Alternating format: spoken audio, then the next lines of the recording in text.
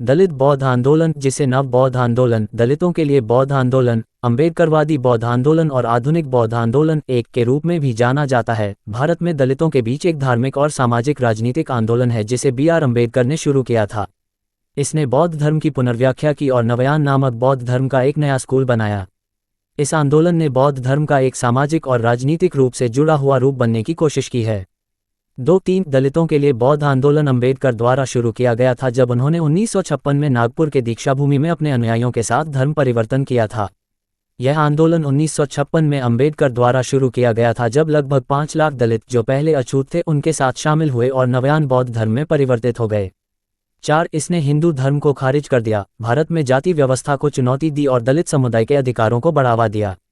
5. आंदोलन ने बौद्ध धर्म की महायान, थेरवाद और वज्रयान परंपराओं की शिक्षाओं को भी खारिज कर दिया। इसके बजाय आंदोलन अम्बेडकर द्वारा सिखाए गए बौद्ध धर्म का एक रूप होने का दावा करता है। 6-7-5 इतिहास संपादन करना। बौद्ध धर्म की उत्पत्ति प्राचीन भारत में हुई थी और अशोक द्वारा इसे अपनाने के बाद इसका विस्तार हुआ। 2वीं शताब्दी ई.पू. तक बौद्ध धर्म भारत में व्यापक रूप से फैल चुका था और भारत के बाहर मध्य एशिया, पूर्वी एशिया और दक्षिण पूर्व एशिया के कुछ हिस्सों में फैल चुका था। 8-9 मध्य युग के दौरान भारत में बौद्ध धर्म धीरे धीरे कम होता गया। 10 जबकि यह फारस और मध्य एशिया से गायब हो गया क्योंकि इस्लाम राज्य धर्म बन गया। 11-12 रैंडल कोलिंस के अनुसार 12वीं शताब्दी तक भारत में बौद्ध धर्म पहले से ही कमजोर हो रहा था, लेकिन मुस्लिम आक्रमणकारियों द्वारा लूटपाट के कारण ये भारत में लगभग विलुप्त हो गया था। 13वीं शताब्दी में क्रेग लॉकर्ट कहते हैं भारत में बौद्ध भिक्षु इस्लामी उत्पीड़न से बचने के लिए तिब्बत भाग गए। 14 जबकि पीटर हार्वे कहते हैं कि पश्चिमी भारत के भिक्षु दक्षिण भारतीय हिंदू राज्यों में जाकर उत्पीड़न से बच गए जो मुस्लिम सत्ता का विरोध करने में सक्षम थे। 15 भारत में बौद्ध धर्म को पुनर्जीवित करने के प्रयास 19वीं शताब्दी में शुरू हुए, जैसे कि श्रीलंका के बौद्ध नेता अनागारिक धर्मपाल के प्रयासों से जिन्होंने महाबोधि सोसाइटी की स्थापना की। 16 भगवान दास के अनुसार महाबोधि सोसाइटी एक दलित आंदोलन नहीं था क्योंकि इसने मुख्य रूप से उच्च जाति के हिंदुओं को बौद्ध धर्म की ओर आकर्षित किया था। 17 उत्तरी भारत संपादन करना। 2 आदि धर्म आंदोलन। 18 जिन्होंने बौद्ध धर्म के पक्ष में हिंदू धर्म को खारिज कर दिया। उत्तर प्रदेश में स्वामी अच्युतानंद हरिहर और पंजाब में बाबू मंगूराम द्वारा शुरू किए गए थे। अच्युतानंद एक अछूत परिवार में जन्मे, आर्य समाज शुद्धि सुधार आंदोलन में शामिल हो गए और लगभग 8 साल 1905-1912 तक वहां काम किया। उन्होंने महसूस किया कि आर्य समाज ने सूक्ष्म तरीकों से अस्पृश्यता का अभ्यास किया, स्पष्टीकरण की आवश्यकता है, और बाद में सामाजिक राजनीतिक भारतीय अछूत महासभा आंदोलन शुरू करने के लिए इसे छोड़ दिया। 18 अच्युतानंद ने आदि हिंदू पत्रिका प्रकाशित की जिसमें उन्होंने दलितों से आदि धर्म को भारतीयों के मूल धर्म के रूप में वापस लौटने का आह्वान किया। अच्युतानंद ने साझा सांस्कृतिक और जातीय पहचान के आधार पर अपना दर्शन तैयार किया। उन्होंने इसे दलितों से परे आदिवासी समाजों सहित दर्शकों के सामने भी पेश किया। उन्होंने महात्मा गांधी के असहयोग आंदोलन और उपवासों के साथ साथ भारतीय राष्ट्रीय कांग्रेस का भी विरोध किया, जिसमें कहा गया कि ब्राह्मण भारत के लिए उतने ही विदेशी थे जितने कि अंग्रेज थे। आनंद तेलतुंबडे के अनुसार 18 बाबू मंगूराम का जन्म भी पंजाब के एक अछूत परिवार में हुआ था जहां चमड़े का व्यापार फल फूल रहा था। मंगूराम 1909 में 23 साल की उम्र में अमेरिका पहुंचे और कैलिफोर्निया में काम किया। वहां वे गदर पार्टी में शामिल हो गए और ब्रिटिश शासन का विरोध करने के लिए कैलिफोर्निया से भारत में हथियारों की तस्करी की। 1925 में उन्होंने दलितों की आज़ादी पर अपना ध्यान केंद्रित किया। आदि धर्म आंदोलन के साथ साथ अपने विचारों को फैलाने के लिए आदि डंका नामक एक साप्ताहिक समाचार पत्र भी शुरू किया। तेलतुंबडे के अनुसार मंगूराम का धार्मिक आंदोलन सफल नहीं हो पाया और बाद में मंगूराम अम्बेडकरवादी आंदोलन में शामिल हो गए। 1914 में प्रकाश को कलकत्ता में बोधानंद महास्थविर के रूप में नियुक्त किया गया और उन्होंने लखनऊ में बौद्ध धर्म का प्रचार करना शुरू किया। उन्होंने 1916 में भारतीय बौद्ध समिति की स्थापना की और 1928 में एक विहार की स्थापना की। 19 दक्षिणी भारत संपादन करना। 1898 में पंडित अयोतीथास ने तमिलनाडु में शाक्य बौद्ध सोसाइटी की स्थापना की जिसे भारतीय बौद्ध संघ के रूप में भी जाना जाता है। 20 उन्होंने दलितों के लिए बौद्ध धर्म को हिंदू धर्म के धार्मिक विकल्प के रूप में प्रस्तुत किया। थास के प्रयासों से 1950 के दशक तक दक्षिण भारत में तमिल दलितों के बीच एक व्यापक आंदोलन का निर्माण हुआ। 19 भारतीय बौद्ध संघ के पहले अध्यक्ष पॉल कारस थे। 19 अम्बेडकरवादी आंदोलन के विपरीत भारतीय बौद्ध संघ ने श्रीलंका में स्थापित थेरवाद बौद्ध धर्म परंपरा को अपनाया जहां थास ने बौद्ध धर्म में अपना प्रशिक्षण और दीक्षा प्राप्त की थी। 20 B.R. अम्बेडकर संपादन करना। 13 अक्टूबर 1935 को नासिक के येओला में एक रैली में भाषण देते हुए अम्बेडकर अंबेडकर एक भारतीय नेता थे जो औपनिवेशिक काल और भारत की स्वतंत्रता के बाद की अवधि के दौरान प्रभावशाली थे। वे दलित समुदाय से थे, जो परंपरागत रूप से भारतीय समाज में सबसे अधिक उत्पीड़ित और हाशिए पर रहने वाला समूह है।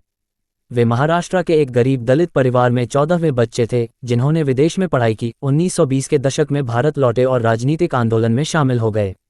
उनका ध्यान दलितों के सामाजिक और राजनीतिक अधिकारों पर था। 1931-32 के दौरान महात्मा गांधी के नेतृत्व में भारतीय स्वतंत्रता आंदोलन ने गोलमेज सम्मेलनों में ब्रिटिश सरकार के साथ विचार विमर्श किया। उन्होंने औपनिवेशिक ब्रिटिश शासन के अंत की तैयारी के रूप में संवैधानिक सुधारों की मांग की और भारतीयों द्वारा स्वशासन शुरू किया। 22 ब्रिटिश पक्ष ने ऐसे सुधार मांगे जो भारतीय उपमहाद्वीप को एक उपनिवेश के रूप में बनाए रखेंगे। ब्रिटिश वार्ताकारों ने ब्रिटिश डोमिनियन मॉडल पर संवैधानिक सुधारों का प्रस्ताव रखा, जिसमें धार्मिक और सामाजिक विभाजन के आधार पर अलग अलग निर्वाचक मंडल स्थापित किए गए। 23 उन्होंने मुस्लिम और सिख जैसे भारतीय धार्मिक नेताओं को धार्मिक आधार पर अपनी मांगों को दबाने के लिए आमंत्रित किया। साथ ही बी.आर. अम्बेडकर को अछूतों के प्रतिनिधि नेता के रूप में आमंत्रित किया। 22 गांधी ने एक ऐसे संविधान का कड़ा विरोध किया जिसमें सांप्रदायिक विभाजन के आधार पर अधिकार या प्रतिनिधित्व सुनिश्चित किया गया था। दूसरे गोलमेज सम्मेलन से लौटने के बाद गांधी जी ने एक नया सत्याग्रह शुरू किया। उन्हें तुरंत गिरफ्तार कर लिया गया और पुणे की यरवदा जेल में कैद कर दिया गया। जब वे जेल में थे तब ब्रिटिश सरकार ने एक नया कानून बनाया जिसमें अछूतों को अलग निर्वाचिका देने का प्रावधान था। इसे सांप्रदायिक पुरस्कार के नाम से जाना गया। 26 इसके विरोध में गांधी जी ने जेल में रहते हुए आमरण अनशन शुरू कर दिया। 27 इसके परिणामस्वरूप जनता में आक्रोश फैल गया और सरकार को अंबेडकर के परामर्श से सांप्रदायिक पुरस्कार को समझौतापूर्ण पूना पैक्ट से बदलने के लिए मजबूर होना पड़ा। 28-29 अंबेडकर ने जनता के दबाव में पूना पैक्ट को स्वीकार कर लिया, लेकिन गांधी और उनके राजनीतिक तरीकों से असहमत थे। उन्होंने गांधी के विचारों को अंधे हिंदू भक्तों द्वारा पसंद किए जाने वाले आदिम टॉल्स्टॉय और रस्किन के नकली विचारों से प्रभावित और उन्हें उपदेश देने के लिए हमेशा कोई न कोई मूर्ख मौजूद रहता है कहकर खारिज कर दिया। 30-31 अंबेडकर इस निष्कर्ष पर पहुंचे कि दलितों को हिंदू धर्म छोड़कर दूसरा धर्म अपनाना चाहिए और उन्होंने 1935 में हिंदू धर्म छोड़ने की घोषणा की। उन्होंने इस्लाम, ईसाई धर्म, सिख धर्म, पारसी धर्म और बौद्ध धर्म पर विचार किया।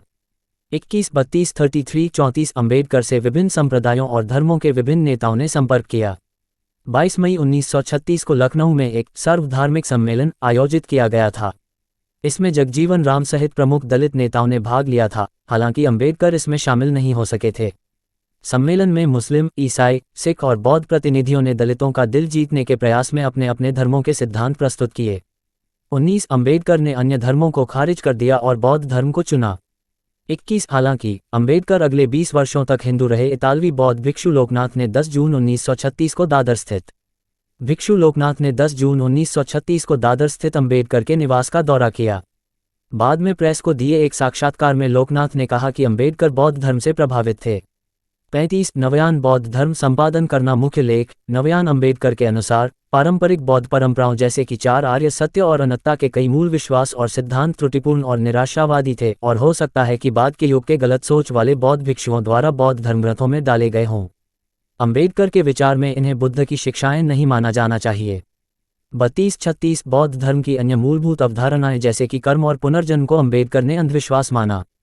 32 अंबेडकर द्वारा तैयार किया गया नवयान और दलित बौद्ध आंदोलन का मूल मुख्यधारा की पारंपरिक बौद्ध प्रथाओं और उपदेशों को त्याग देता है, जैसे कि संन्यास के बाद भिक्षु की संस्था, कर्म जैसे विचार, पुनर्जन्म, संसार, ध्यान, निर्वाण और 4 आर्य सत्य। 37 अंबेडकर के बौद्ध धर्म के नए संप्रदाय ने इन विचारों को खारिज कर दिया और वर्ग संघर्ष और सामाजिक समानता के संदर्भ में बुद्ध के धर्म की फिर से व्याख्या की। 36-32-38 अंबेडकर ने बौद्ध धर्म के अपने संस्करण को नवयान या नव बौद्ध धर्म कहा। 39 उनकी पुस्तक द बुद्ध एंड हिज धम्म नवयान या दलित बौद्धों की पवित्र पुस्तक है। 40 जुनगहारे के अनुसार नवयान के अनुयायियों के लिए अंबेडकर एक देवता बन गए हैं और इसके अभ्यास में उनकी पूजा की जाती है। 41 अंबेडकर का धर्मांतरण संपादन करना। धर्मांतरण के दौरान भाषण देते हुए अंबेडकर, नागपुर, 14 अक्टूबर 1956 बौद्ध धर्म को अछूतों के लिए समानता हासिल करने का एकमात्र तरीका बताते हुए पुस्तकों और लेखों की एक श्रृंखला प्रकाशित करने के बाद अंबेडकर ने अपने धर्म परिवर्तन की घोषणा के 20 साल बाद 14 अक्टूबर 1956 को नागपुर के दीक्षा भूमि में सार्वजनिक रूप से धर्म परिवर्तन किया। उसी समारोह में उनके लगभग 365,000 अनुयायियों ने बौद्ध धर्म अपना लिया। 7-21 इस अवसर पर कई ऊंची जाति के हिंदुओं ने भी बौद्ध धर्म स्वीकार कर लिया।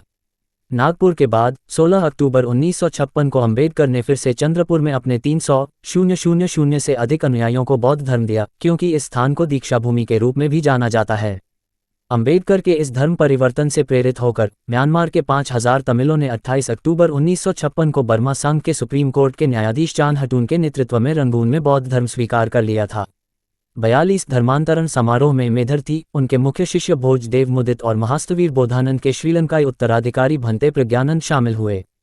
19 अंबेडकर ने दलितों से बौद्ध धर्म की मौजूदा शाखाओं थेरवाद, महायान और वज्रयान में न उलझने को कहा और अपने संस्करण को नवयान या नव बौद्ध धर्म कहा। बौद्ध धर्म पर अपना निर्णायक कार्य पूरा करने के ठीक 2 महीने बाद अंबेडकर की मृत्यु हो गई। कई दलित बौद्ध आंदोलन को नामित करने के लिए अंबेडकरवादी बौद्ध धर्म शब्द का इस्तेमाल करते हैं, जो अंबेडकर के धर्मांतरण के साथ शुरू हुआ था। 19 कई धर्मांतरित लोग खुद को बौद्ध यानी बौद्ध कहते हैं। 22 प्रतिज्ञाएं संपादन करना, यह खंड अंबेडकर की 22 प्रतिज्ञाओं से एक अंश है।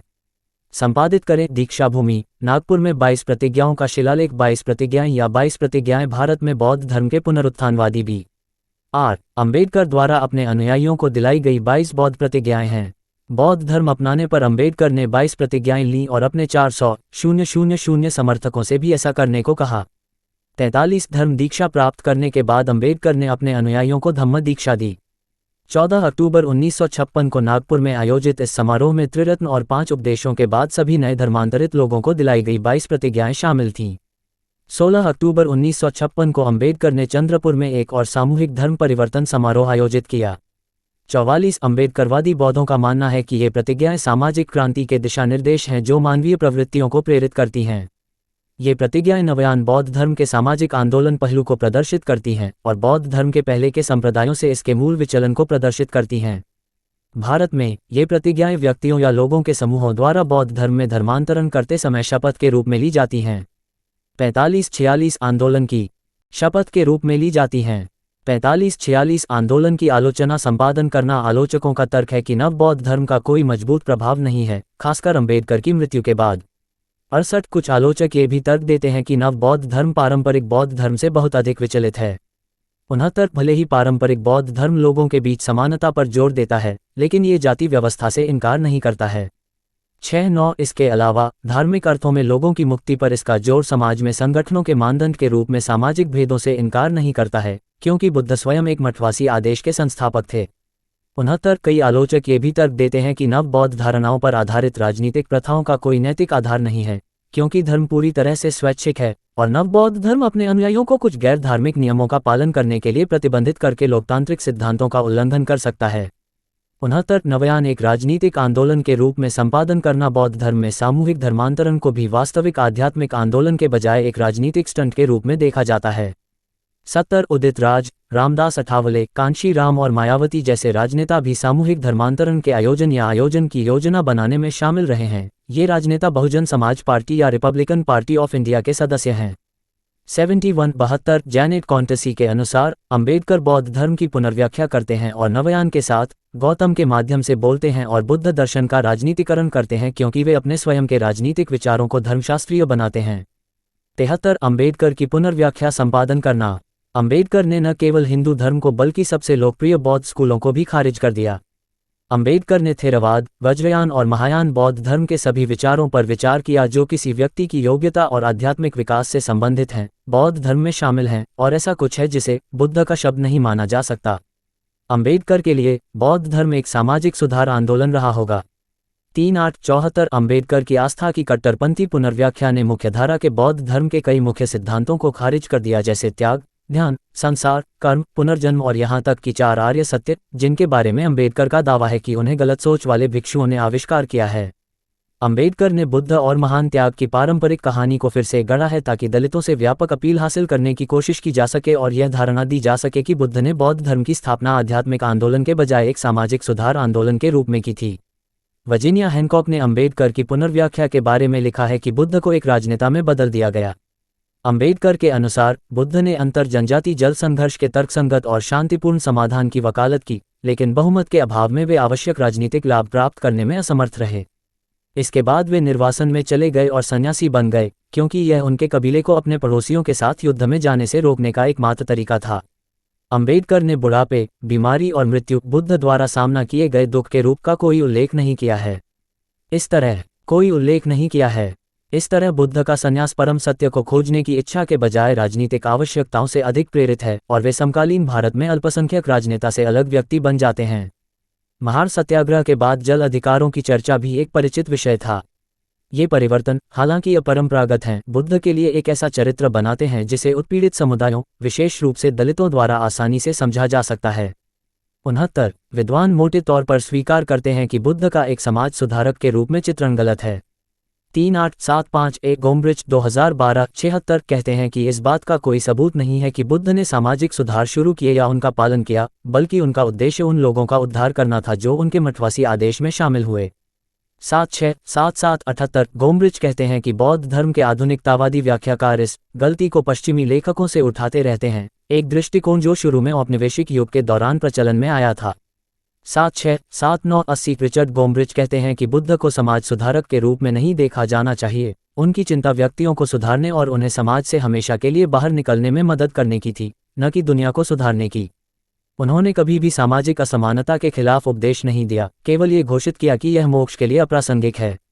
उन्होंने कभी भी जाति व्यवस्था को खत्म करने या गुलामी को खत्म करने की कोशिश नहीं की। 81 भारत के बाहर अनुभवजन्य साक्ष्य, जैसे कि सिंगली समाज के थेरवाद बौद्ध मठों में, ये सुझाव देते हैं कि संघ भिक्षुओं के बीच और बौद्ध भिक्षुओं और आम लोगों के बीच वर्ग विचार प्रचलित रहे हैं। सभी प्रामाणिक बौद्ध ग्रंथों में खत्तियों योद्धा वर्ग का हमेशा पहले उल्लेख किया जाता है और कभी भी अन्य वर्गों जैसे कि ब्राह्मण, वेसिस, शुद्धा का उल्लेख नहीं किया जाता है। 82 सूचना सिर्फ मान्यताओं और जानकारियों पर आधारित है। यहाँ ये बताना जरूरी है कि यह मेरा वीडियो किसी भी तरह की मान्यता, जानकारी की पुष्टि नहीं करता है। किसी भी जानकारी या मान्यता को अमल में लाने से पहले संबंधित विशेषज्ञ से सलाह लें। धन्यवाद।